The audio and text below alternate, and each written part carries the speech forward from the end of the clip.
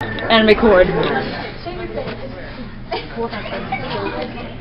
Now we're going to use our highly scientific dating game method to see if we have any solid matches up here. We're not going to do normal dating game type stuff, we've got to do nerd dating game type stuff. So question to you audience, how many of you like Dungeons and Dragons? This half of the room likes Dungeons and Dragons. That's interesting. Freak. Alright, so, those of you that like Dungeons and Dragons, when you go into a dungeon, you have to have a party that's composed of equally balanced characters, correct? Mm-hmm. Yeah. Hopefully. Otherwise you fail. The all-bar party does not work well. So, my question for you gentlemen is, if you were to be a character in Dungeons and Dragons, and you were going to form a party together, what character class would you be, and why? Bachelor number 1. I would be the bard because I play the diplomat. Put every point in speech and just convince the guy that he doesn't want to beat you up.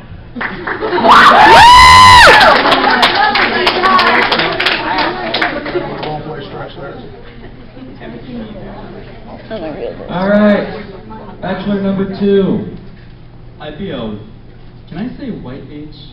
I mean, that's my fantasy, but okay, great. Alright, I like being a team player and keep things fresh and...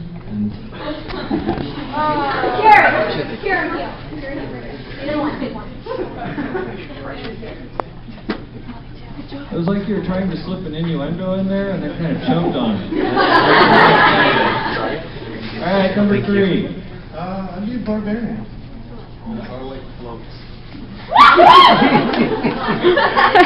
Wrong thing.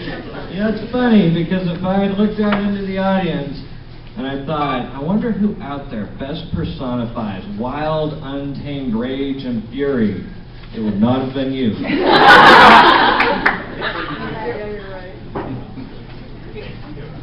Alright, ladies, hopefully you listened over there.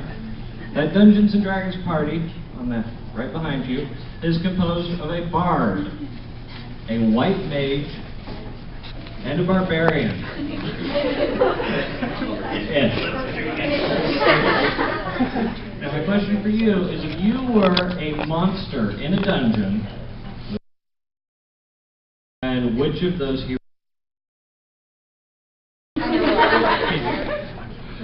Bachelorette number 1.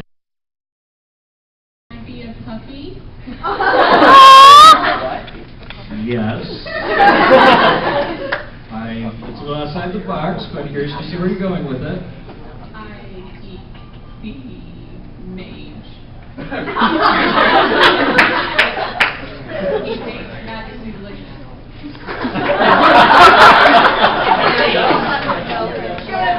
And a puppy would probably be able to eat the mage. Good job. Alright, Bachelorette number 2, what monster would you be and why? Of course. Good job. Succubus for the win. And which of them would you eat and why? The bard, because he may seem all like ferocious on the outside, but he's probably very squishy on the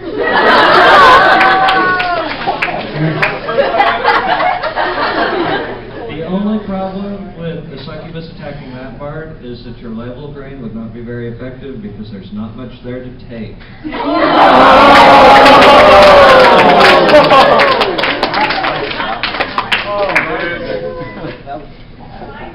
My job is awesome. You guys try that at your job, you will get beaten up. Bachelorette number 3, what monster would you be and why? You don't want... What? No. No. I know that you think that that's how you are, but I want you to just relax a little bit and pretend that you really could be a monster. Because all of us want to be a monster on the inside. And we would love someone if we could. No monster back here for number 3.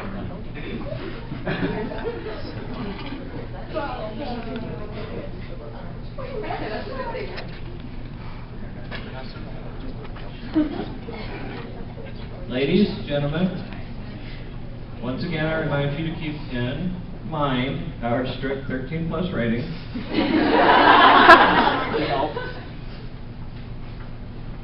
Audience, one of my most favorite recent anime is Soul Eaters.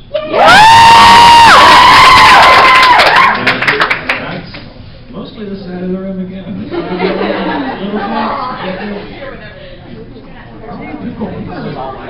Alright, Soul Eater. Now, watching Soul Eater, which is about a lot of things, but at its core involves a character who eats soul. Spoiler, you'll get over it.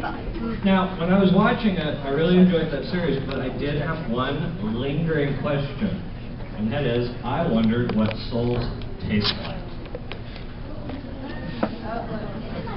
Now, we can't do any actual soul tasting in here, but, ladies, what I would like you to do is to gaze into the eyes of the Bachelorette to your left, going around and back to the right, right? You're going to gaze into her eyes, she's going to gaze into your eyes, and then you're going to think about it and tell us all what you think that individual's souls taste like. Puppies. Are you okay? I want you to look into her eyes. Look into her eyes. What do you think her soul tastes like?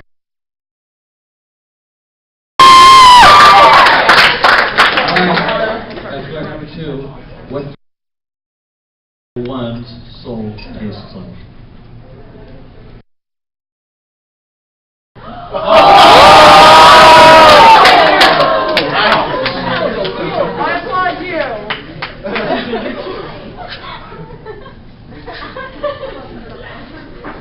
You know, Spider-Man has like spider sense, you know? I have like liability sense. And I'm afraid. Tone it down, because when the fists go flying, I get in trouble with that. Alright, Bachelorette number 1. Look into the eyes of Bachelorette number 3 and tell us what you think her soul would taste like. Potatoes.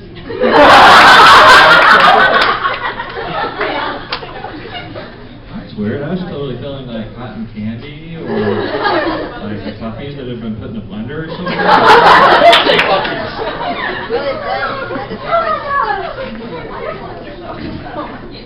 Alright, gentlemen, you've heard the ladies over there describe what they believe each other's souls taste like. I wonder if gentlemen's souls taste any different. So what I'd like you to do is to gaze into the eyes.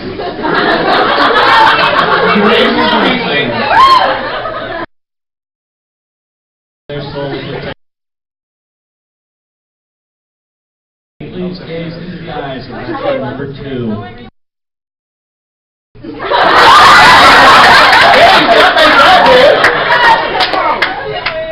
And a connection is made. No.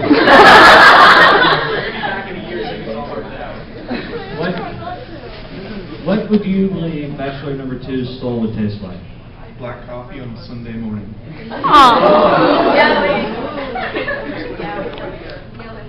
You two know each other, don't you? There's some experience there, I can feel it. Alright, Bachelor number 2, please, gaze into the eyes of Bachelor number 1 and tell us what his soul tastes like. Alfalfa sprouts. Sprouts. Bachelor number 1, please gaze into the eyes of Bachelor number 3. Look past all those bloodshot veins. Believe his soul would taste like.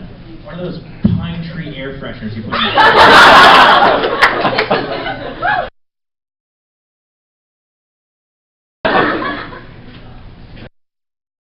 Specific.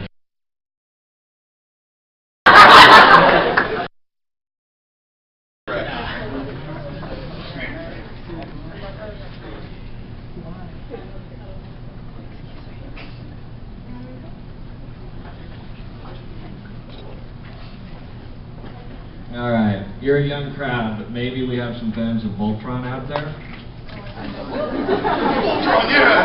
Voltron. I was like really hoping for like some atypical like explosion of energy there. Alright. You all know about Voltron, right? Yeah. That is a bunch of little robots that all combine into a giant robot. Yeah, I actually don't even like Voltron. I just like the idea of robots that combine together when I have 6 people up here on stage. Uh-oh.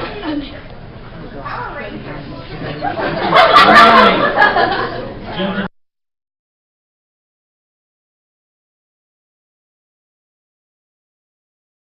our general, I want you to combine into one giant mecha which is more powerful than each of you combined. By arranging yourself into a mecha-sized pattern on your stage area, you'll both do this at the same time. Yeah, there's not really a way to win or lose at this. It's mostly for like my amusement. And if the audience too, then it's win-win. So, do you understand what you're doing? No, you are going to stand up. I should have an assistant here, and I don't know where he's at now that I think about it. I'm like, man, I'm talking a little bit more than normal. It's because he's not here. But someone would stand like this, and then someone would stand behind them, like bent at an angle, to make a robot. Got it? All right, gentlemen, ladies, let's have the audience count you down and then cheer for you. Audience, will you do that? 3, 2, 1, go!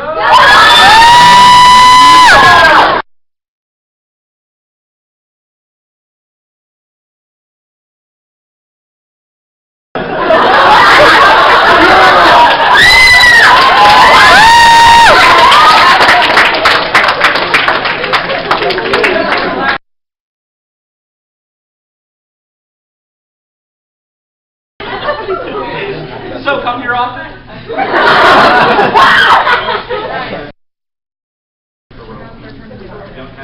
we have a mic?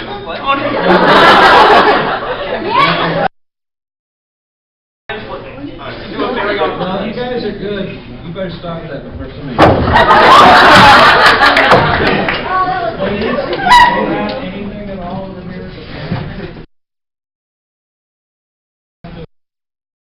Or a robot that is like, no, there you go. That's an lopsided robot that I can live with. Alright. Like, we turn into a broken triangle. Alright. You guys are bad at it. Okay, go ahead and take your seats. Now, what we do, audience, and you can help me decide when we should do this in the future, because we should see if we have any matches up here. So, what we're going to do is we're going to count down again. At the end of that, we're going to use the highly scientific and professional looking method of raising your fingers, 1, 2, or 3, corresponding with the person behind you who you best feel is your match. Now, if you pick your match, you get to stay up here. But if you don't match up with anyone, you have to leave. I know, it's like winning is losing, but it seems to work. All right, audience, bachelors, bachelorettes, is everybody ready? Bachelors, great job. Bachelorettes, I'm a little concerned about. Bachelors, you got it. We'll do it anyways. Hey, help me count down. 3, 2, 1, go! Oh, you're not. Good job. Good job.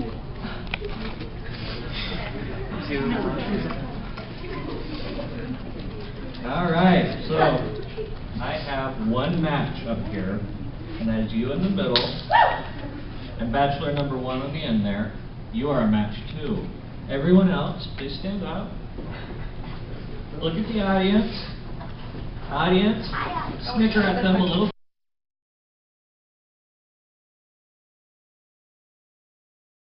We don't want to rub their faces in it. And away you guys go. Up the stage.